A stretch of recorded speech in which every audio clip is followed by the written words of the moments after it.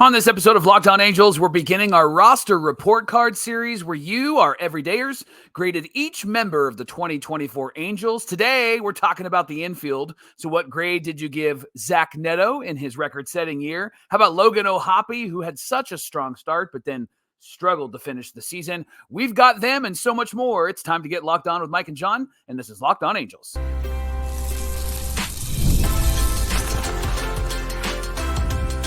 You are Locked On Angels, your daily Los Angeles Angels podcast. Part of the Locked On Podcast Network, your team every day. Thanks for making Locked On Angels your first listen of the day. You can find us anywhere you get your podcasts, including Apple Podcasts, Spotify, and SiriusXM by searching Locked On Angels. And if you'd like to give back to the Super Halo Bros for all the Super Halo content, here's some things that you can do. Leave us a rate and a review on Apple Podcasts. If you're watching on YouTube, hit that thumbs up button. And if you're not subscribed already, please subscribe and become a Locked On everydayer.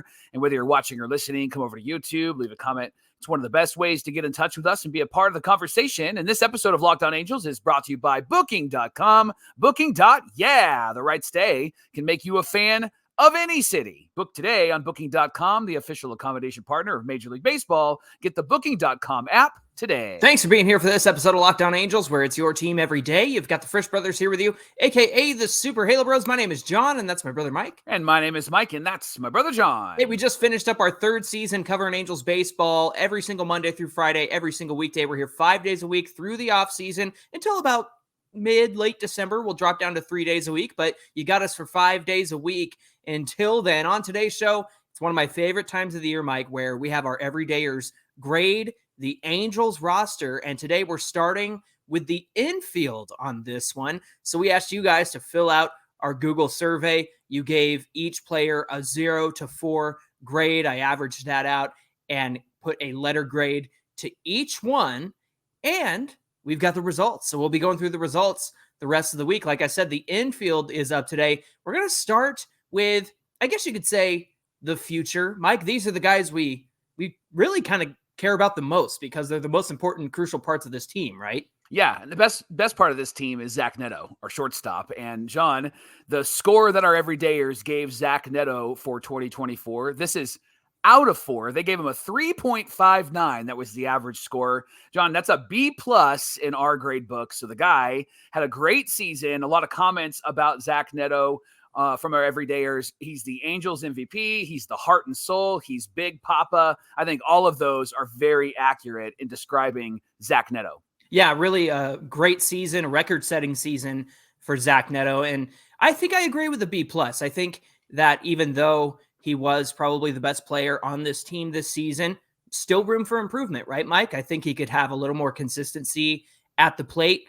I know that he had, it's kind of a weird situation. He's great in outs above average, but in terms of defensive runs saved, I know that they're calculated differently, just a big disparity there. Yeah. And so I think I would love to see that even up next year. I think clean up some of the defense. Definitely got better on defense this season, and I'd like to see more of that. What do you think of the B+ grade? I think it's a good grade for a guy who had almost no minor league experience, and it was all just college ball, right? And the jump he made from playing a little bit last year and getting hurt to who he was this season was incredible. And so if he wasn't hurt, or if he had some minor league time to develop, who knows what he could have done. And so I'm excited for what might happen next year. I think that he has really set the bar pretty high because he had such a great season. This season was the Angels' best player and certainly set records at shortstop. It is weird, by the way. I did see the defensive run saves versus outs above average, and who knows how all of that comes together, the specific equation to that. But I really like Zack Netto defensively. Offensively, he's obvious, but defensively because he's just aware. He's alert. He knows what's going on, and that's what I really loved Andrelton Simmons, because Simmons was that type of player. He knew where he needed to be. He knew how he needed to back up second base. He knew, like, I'm going to throw to third instead of throwing to first base. I'm going to get this quick out here. Zack Netto has those baseball instincts, and that's where I think he's going to really thrive over the next few seasons. I think it's interesting that he even made the comment that his poor performance at the plate was affecting his defense. It was just all inside of his head. That was the game where Wash took him out of the game. Yeah, remember that? Yeah. And I think that was an important learning lesson for him. Why do you think he stayed so healthy this year? I think it really probably has to just do with the first time he's played all season long. I think that he maybe built his body into the body that he needed for the 162 game season. A lot of these guys have not ever played that. They've not ever been through that. And so when we talk about the next guy, it might be a reason why he ran out of gas, like our everydayer said. John, let's talk about our best friend, Logan OHoppe. That's right. He got a 3.03 from our everydayers out of 4, and that is good for a B. The names, the things, the titles you gave him, the words to describe him, you called him the captain, leader. And then you did say, a lot of you said he ran out of gas at the end of the year. John, there's some theories. You've said some things on this show prior that it might be that he was behind the plate a lot, right? And Adley Rutschman and some of these other catchers weren't behind the plate that much, although Rutschman did have a tough September like Logan OHoppe did. And so do you think it was his playing time, or do you think it might have been the first time he's playing all 162 games? Yeah, I think it's a full season issue. I think that he definitely deserves more time off of his feet and needs to utilize that DH spot more. I know that we looked at that and said, well, Adley's struggling too, and he DHs a lot more than Logan OHoppe, but this also isn't Adley's first full season at the major league level either. Yeah. So I think it was more of a learning experience, a growth experience for Logan OHoppe. I think behind the plate, Mike, I think he has room to improve. We can definitely dive into that specifically later on in the off season just to see how he performed behind the dish. But there were moments where you could see that, you know, he was doing really well and moments where he did struggle. And so I think that there's some room to grow in terms of his play behind the plate. I think that was something that he really wanted to get good at and focus on this season. And we saw a lot of that. But just for as many games as he caught, I totally agree with the ran out of gas comment. It's funny to compile all the comments together and you see the themes that start to come up. You know, I alphabetize the comments and those are the things that came up the most: captain, leader, and some sort of ran out of gas or tired or needs more rest, those kinds of comments. And I think now you know what you can get out of OHoppe. You know how far you can push him before he starts to struggle. I think that's really important. Mike, let's move on to Nolan Shaynell, who got a 2.66 out of 4. That's good for a C+. Some of the consistent comments over the survey was good first year, dependable. And then there was a lot of people said he needs this and he needs that. So I tried to include that in our grades. Needs pop, needs speed, and needs to hit the low pitches. A lot of the speed comments were, hey, tuck those arms in. I think our everydayers have definitely been listening, because that's been my one complaint is tuck those arms and move a little faster there, bud. You kind of doing chicken wings out there. Mike, what do you say about the C+ in the comments about Nolan Shaynell? I think the pop's going to come, but I would actually disagree with that as something that he needs. What he needs, John, is a consistent swing and getting on base consistently. What we saw from him last year when he came up was drawing walks, really good eye. His batting average was higher, right? It was like 270-ish last year. And so this year, you saw him really struggle to start the season off, which was expected because, again, he didn't have any minor league time really. And so he's somebody who's developing at the major league level. But I think that this team will have pop. They'll have bats in that lineup that will hit the long ball. And I think for Shaynell, he showed this year that it will come. But I think for Shaynell, I would rather see him be more Garrett Anderson-like, lots of doubles, hit it all over the field. I think moving the lineup over, turning the lineup over, keeping it going is what I would want to see from someone like Nolan Shaynell, because I think that that's what this team desperately needs. And he's got the swing for it. And he's that type of hitter in college. And so I think that that's the thing that I would put down for a comment for Nolan Shaynell is a quick, compacted swing. Luis Ariz is my favorite guy, right? Kind of like that, where he's hitting over 300 and he's moving the lineup. You can't strike him out. He's going to make contact. He's going to knock in the run from third base because he grounded out to first base. That's the type of player, type of hitter that I would love to see Shaynell be next season. Yeah, and if you think about the fact that the Angels got, nearly 90 home runs from 4 guys in Taylor Ward, Joe Adell, Zack Netto, Logan OHoppe.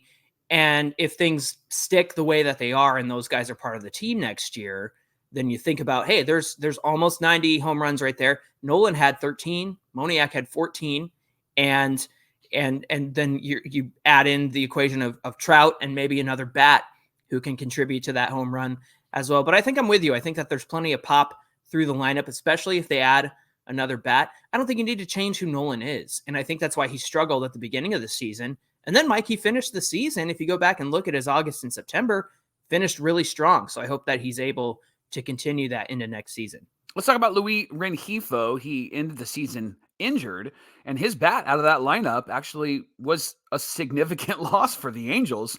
First, Everydayers gave him a 3.01 average out of 4. That's a B. And he had a breakout year, somebody said. Somebody said he needs to stay healthy. And then there were a lot of comments about extending him or trading him. Mm-hmm. John, I don't know if he does get traded, but I do think that he is a trade candidate if the Angels are going to try to compete in 2025. What do you think? That's a really good point. I think it opens up a big hole at second and third base, though, if you're not planning on bringing in Christian Moore, because if you trade Ren HRo, are you trading for another bat? Or are you trading for an arm? What do you think they go for with a Ren HRo? I think Ren HRo brings in an arm. I think that if they go and get somebody, he's going to bring in an arm. I would rather see an arm with Ren HRo than with a bat. But you're right. What's behind him is not something that you have been able to count on. And there's a lot of question marks if Christian Moore is the guy. You know, they tried to have him try out at third base in some of the instructional leagues just recently, but I think that that's just trying to make him more of a complete player. I don't think that their plan is to move him over at all. Yeah, and with Ren HRo, I'm a big fan of extending him based on the fact that our everydayers are right. Lots of people said, hey, this is a breakout year for him, and it's unfortunate that he got hurt again. But the thing is they finally gave him the consistent playing time that you and I had been clamoring for and saying he's not a second half guy. You just got to give him opportunity. Yeah. And when he had consistent at bats and was in there every day consistently, and continuity is our word around here, that's what he offered. And he got really good in the first half before he got hurt.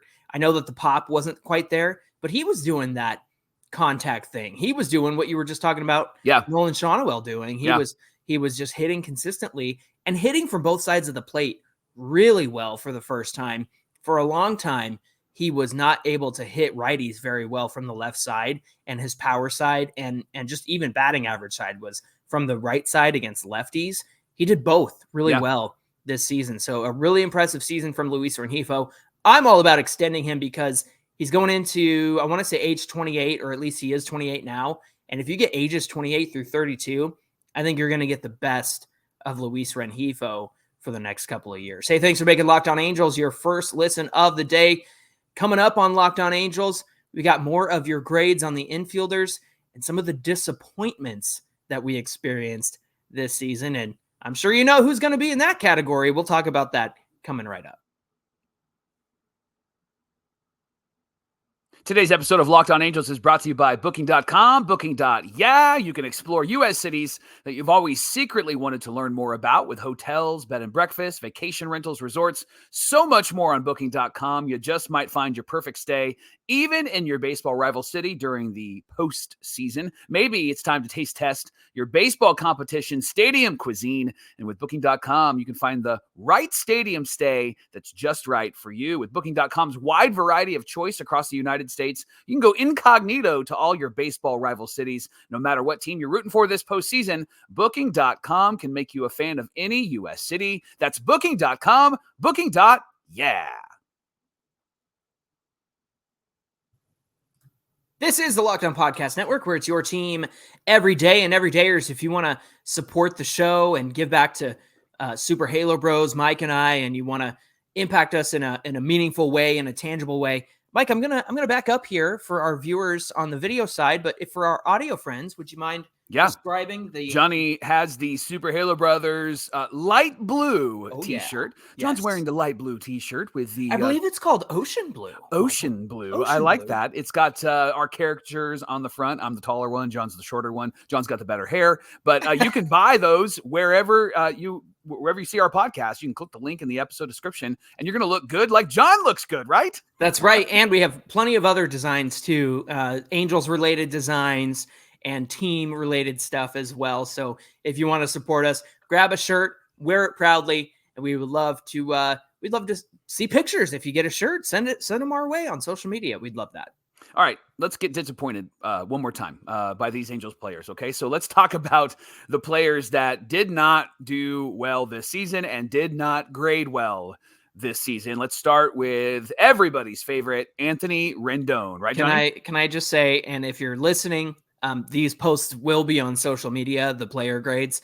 This picture I found of Anthony Rendon for the report card. It fits. It just fits so well. There it is. Yeah. So this is out of 4. Remember, the score is out of 4, and Everydayers gave Anthony Rendon a 0.39. So it just barely registered on the Richter scale. That's an F, obviously, and some of the comments that were nice, there were a few people that said, Tony, 2 months, waste of money, please retire. This guy's going to have to do a whole lot to change the narrative, at least with Angel fans, not even talking about baseball fans. With Angel fans, he's going to have to do a whole lot to change the narrative about how we see him. John, is that possible to change the narrative with a really good season this year? He's got to play 100 games, and he's got to be good. And that's the thing. And we've brought this up on the show the last few weeks. When Anthony was out there, he was decent. He wasn't $38 million decent, right? But at the same time, I think he kind of elevated everybody around him in the batting order. But also, he's playing great defense over at third base. That's never really gone away with Rendon. I know 2 years ago he was struggling with throwing over to first for some reason, but we didn't really see a lot of that this season. But the play on the field and being at the plate this season just took a huge downturn for Anthony Rendon, where now you're getting into the question of, is he even worth keeping around? And I know that that's been a question for a long time with Rendon. It's like, dump him, DFA him, trade him, all this stuff. And there was value there. I didn't see any value this year, Mike. No, none. And so I don't know what he needs to do to get back to being, a positive WAR player.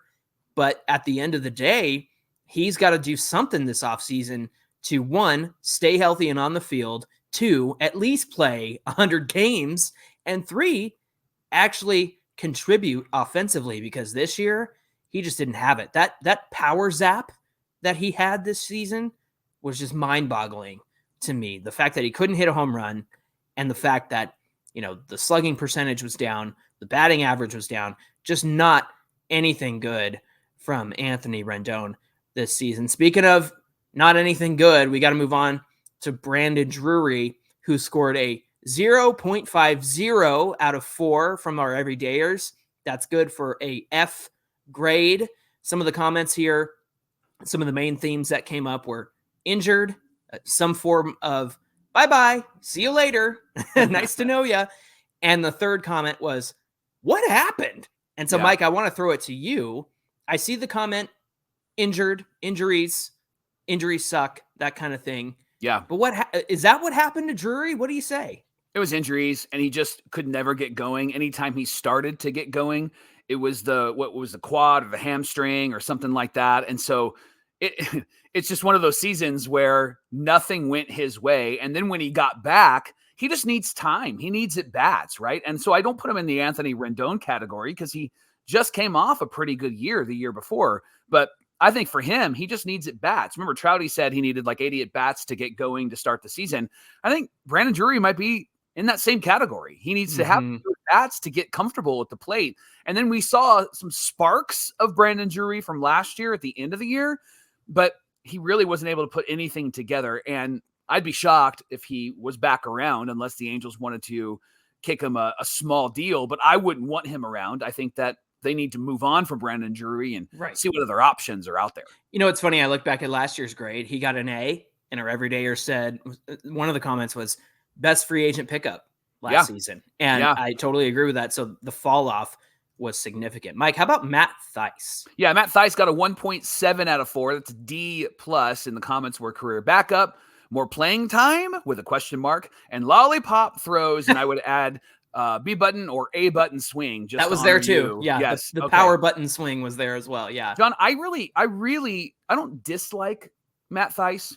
I just would rather have more of a catcher back there, like a Chad Wallach. I'd rather have a veteran back there than a Theis, because I think Theis is similar to Brandon Drury, where he needs at bats to get his bat going. And he's shown to have a pretty good bat, but the inconsistency, especially with Logan O'Hoppe and playing as often as he did, I think that really hindered him. But I also don't see him going anywhere else and thriving unless he's on a team like the Marlins or the A's and they don't have anybody. But he's just not a major league caliber backup, at least when it comes to watching him play defense, when it comes to calling a game. And it does seem like he's still kind of unaware of some things that are happening around him. Do you agree? Do you disagree?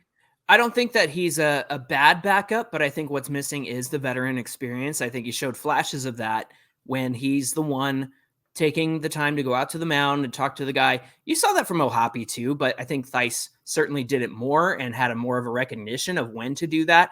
But also, I remember you made a comment this season where Matt Theis is just way too busy back there. Yeah. He's trying to pick off guys at first, pick them off at third, and lollipopping the ball back to the pitcher and just waiting for somebody to steal on him while he throws the ball back.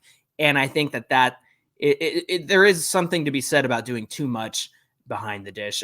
Miguel Sano was here for a flash in the pan. He got a score of a 0.91 out of 4, which is good for an F grade. Some of the comments here were failed experiment, disappointing, and heating pad. Yeah. He had the heating leg. He burned his leg and had to extend his IL stint. That's my wife's favorite fun fact from the season this year is the IL stint with the heating pad from Miguel Sano. Yeah. John, he in theory, it was a good pickup because it was, what's the worst that could happen, right? Because there really wasn't any expectations for him being any good. And remember, at the beginning of the year, there was a lot of discussion on if he was even going to be on the roster, but because of injuries and moving some pieces around and because of his spring training, the Angels put him on the roster and he just wasn't able to replicate what he did in spring. He had a couple of big bombs, but a lot of swings and misses, really wasn't consistent at the plate. Mm-hmm. And then, of course, when he got injured, it was like, well, okay, moving on. And I think he's another guy that needs at bats to be who he was. And he just didn't have it because he was so hurt. And then the heating pad incident, which is just hilarious. But I think that this grade is totally appropriate for Miguel Sano. Yeah, certainly versatile, playing first and third and DHing. But I think a lot of wasted DH time went to Miguel Sano this season. Mike, talk about Michael Stefanic and his grade. The Angel player that the Angels hate. He got a 1.61. That's a D. Quad A is one of the comments. I like that one.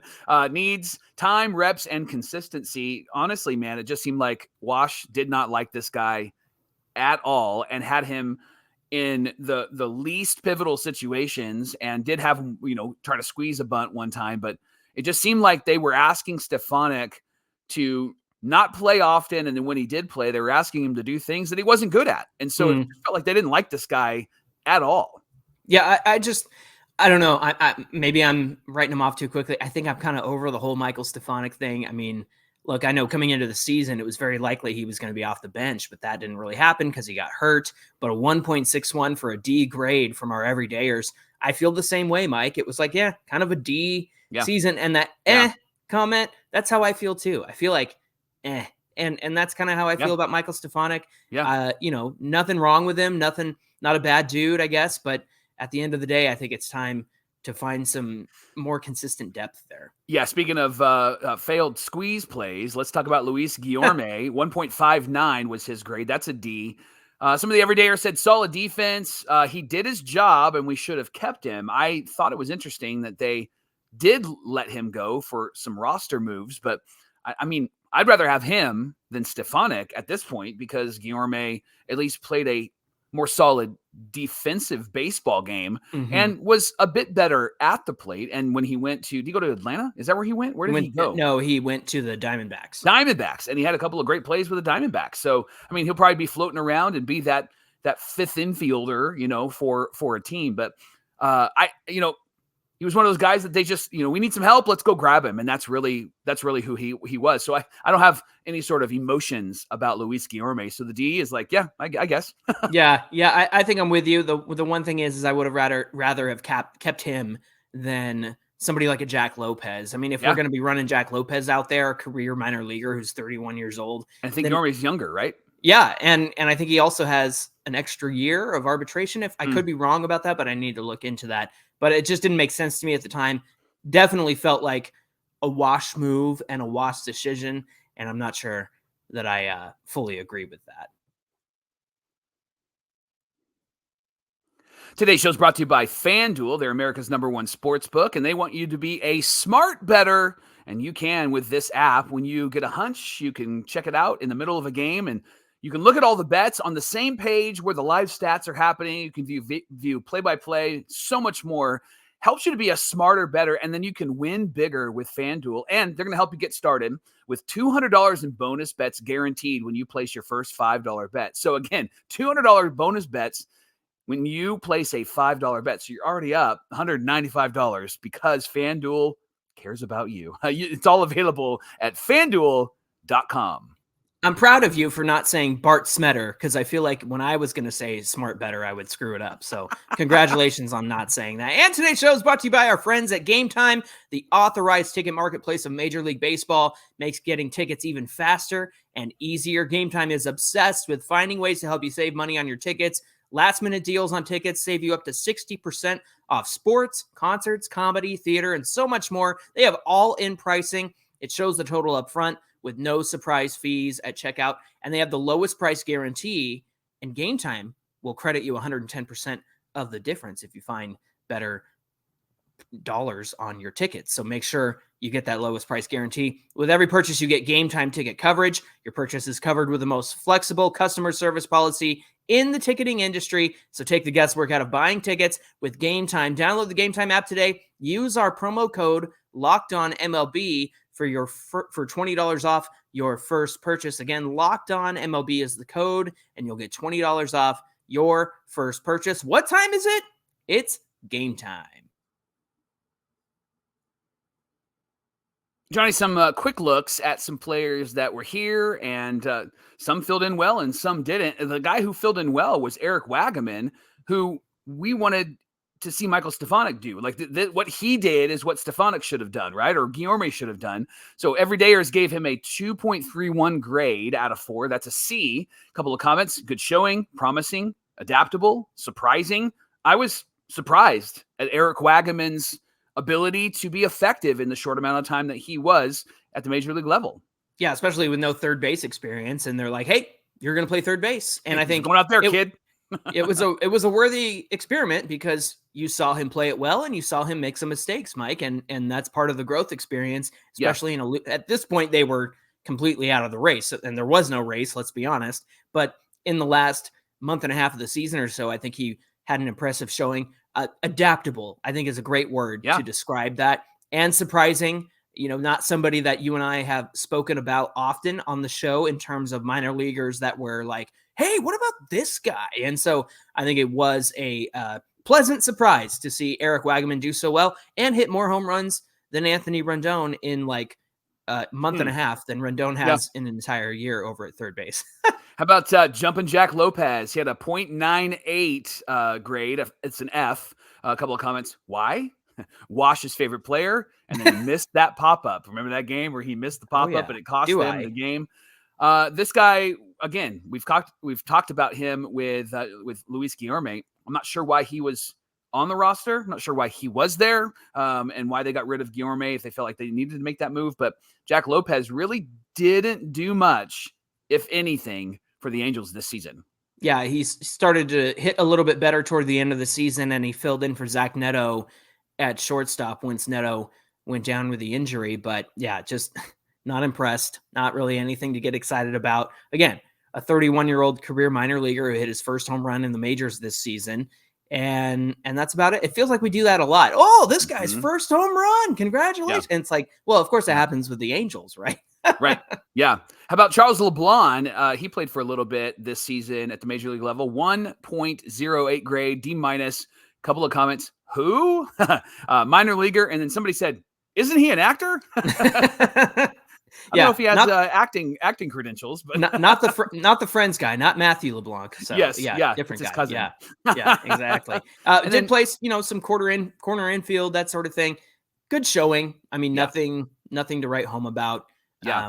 It'll be interesting to see if he stays in the minors with the Angels or not this offseason. Yeah, same thing with Aire Adrianza. Now, this guy, we thought maybe, and this is why there were some questions as to if Sano was going to be on the roster or where was Stefanic, because Adrianza was somebody that had played with Wash in Atlanta and could fill in nicely defensively. Fans gave him a 0.08 grade. That's an F.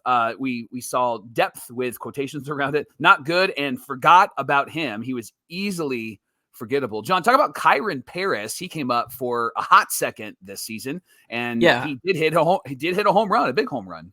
Yeah, his first home run this season. He got a 1.19 score. That's good for a D-. Kind of the same comments as last year, Mike. Not ready. Needs more development. A lot of people did mention, hey, he got his first homer. But, it feels like, is this another one of Billy Epler's late blooming kind of guys? Is he going to be good when he's 26? Right. Needs 3 more years. Yeah, exactly. And so in the time that he came up, he was certainly hitting better than he was in the minors at the time. But at the same time, he didn't get much of a showing because he came up to fill in for Brandon Drury, and then Drury came back. And I don't know, just I'm kind of at a loss what to do with Kyron Paris at this point, other than just let him play in the minor leagues. And when you feel like he's ready for a look, give him a look. I know that he was, again, struggling in the minor leagues, and then they brought him up anyway. And he had a good showing. It wasn't great, but it was better than what he was doing in the minor leagues. But speaking of doing well in the minor leagues and then not doing so well at the major leagues, Mike, let's talk about Keston Hiura. Yeah, got a 0.084, a 0.84 grade. That's an F, of course. A lot of comments about him. Disappointing. He's the quad A Barry Bonds because he hit a ton of home runs.